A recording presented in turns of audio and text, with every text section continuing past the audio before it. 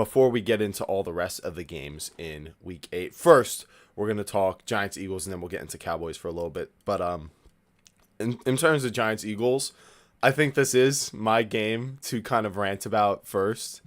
The Eagles kind of, I'll give you that. They got right and they won the game, and they won without AJ Brown and a couple other players that they were gonna need based on what we saw last time. But the Giants just somehow every single week this season managing to have something to just completely discourage the fan base in one way or another. I mean, I thought things were shaping up pretty good for the Giants to be really competitive in this game and probably even win. The only advantage the Eagles had compared to last time was being home and then Jalen Carter being in this game. We know he can have a big impact, but it was shaping up pretty good for the Giants. The Giants had some guys coming back, but the Eagles won this game 38-20. And like I said, with no A.J. Brown, but the Giants exiting this game without Cam Skadaboo as he was in the hospital with a dislocated ankle. And he left the game to go there because those injuries can be pretty bad, and obviously it's really discouraging. There's nothing worse that I would have rather happened besides maybe Andrew Thomas getting a season-ending injury that I would have asked for anything else to happen.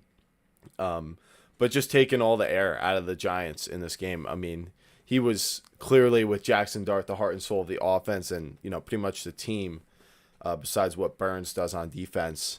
So really, really discouraging to see that. The Giants defense folded, allowing that Saquon touchdown at the very beginning of the game on the second play. And then even when Saquon left with a banged up hamstring, allowing 270 rushing yards.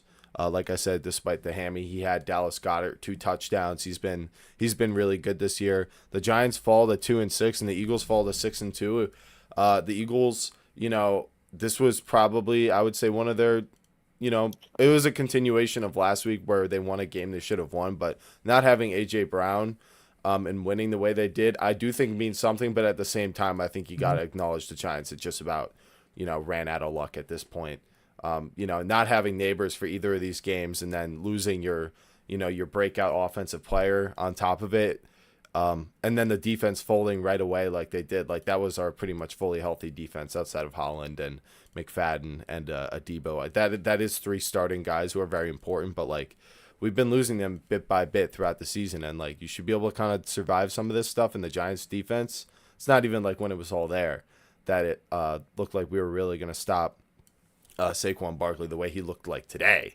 That he's been struggling all season, but it seemed like more of issue with the Eagles than it was what the Giants were doing. So, yeah, Giants fall to 2-6. Eagles rise to 6-2. Really tragic for the Giants. Their season's over. It really stinks.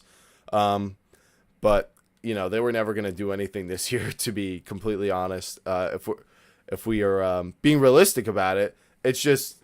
That was not the expectation. The expectation was to kind of have a bridge year with Russell Wilson and, Jackson Dart not play this entire season. And if there's one thing I do actually feel good about, it's that Jackson Dart is a very good quarterback. The way he moves in the pocket, the amount of time he creates, Jalen Carter was adding pressure this time compared to last time when Dart was playing, and he was still extending plays for 8 seconds, 10 seconds, allowing our practice squad wide receivers to get open.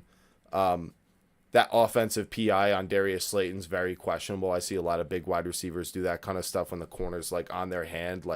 You got to do something. You can't just let them. You need that to catch the ball. So look kind of routine to me.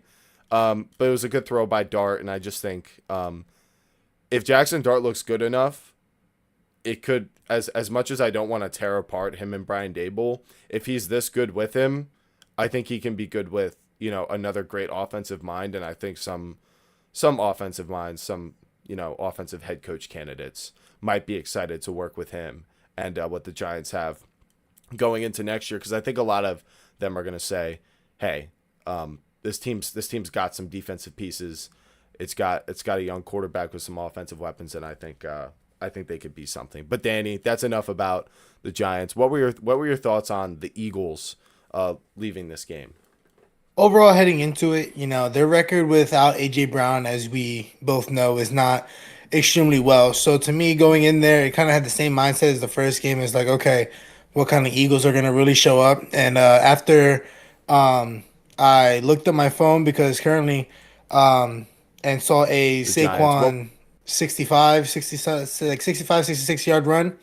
In yeah, my mind, I was like, part of me thinking that they found something that they were missing in the moment. Um, Overall, I feel like today was a very physical, like scrummy kind of game and everything.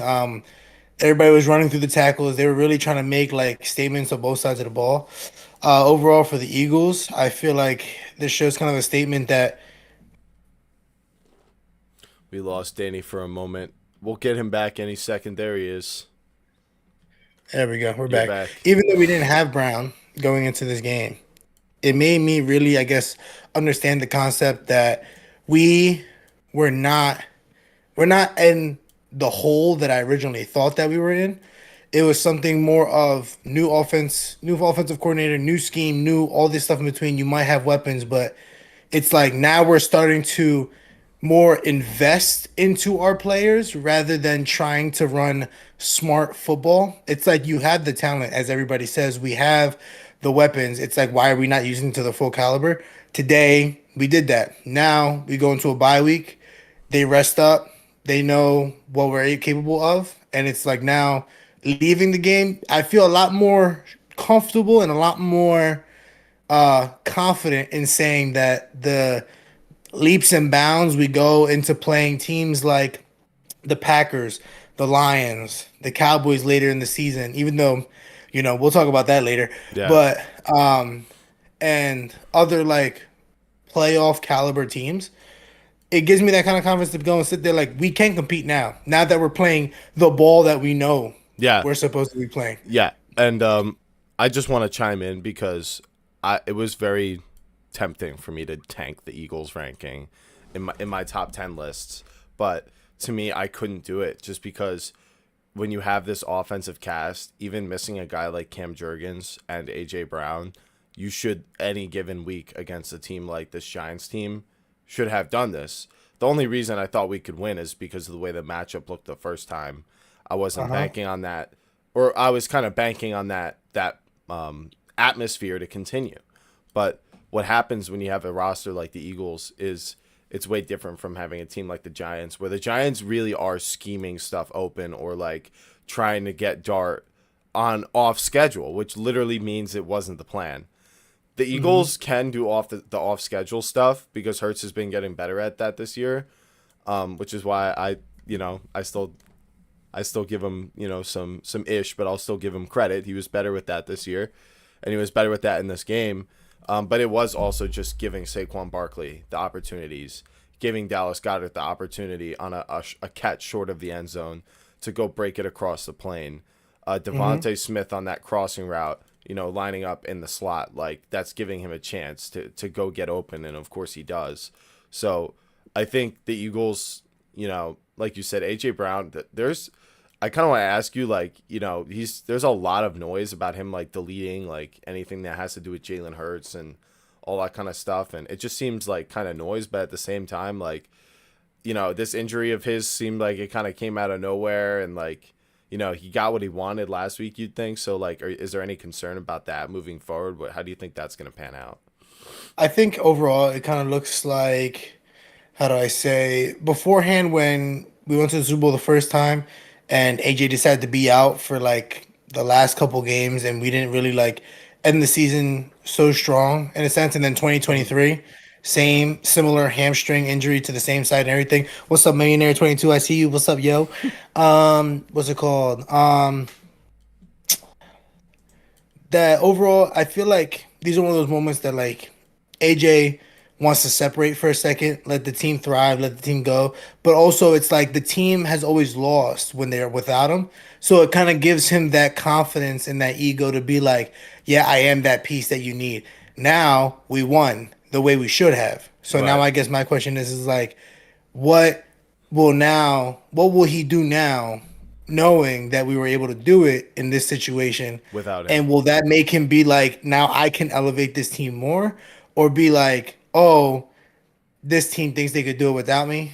I'm not gonna do this type Yeah, of thing. it just seems kind of odd because after last week and this week, you would think if it was about not winning or struggling, then that conversation should be dissipating a little bit. You guys have the bye next week, right? We do. Yeah, so you should be able to kind of lock back in with him and get ready for the next game with 2 weeks to think about all these things and whether it's renegotiate a contract, have a sit down conversation with Hertz and the offensive coordinator about what he thinks his role should be. There's time for that to occur, get implemented in practice, and then executed in the next game. And I would expect the Eagles to sort of be pushing back up to the top 5 team range in my list. I know they're probably going to be closer to that for you, but I think we can both agree we have more confidence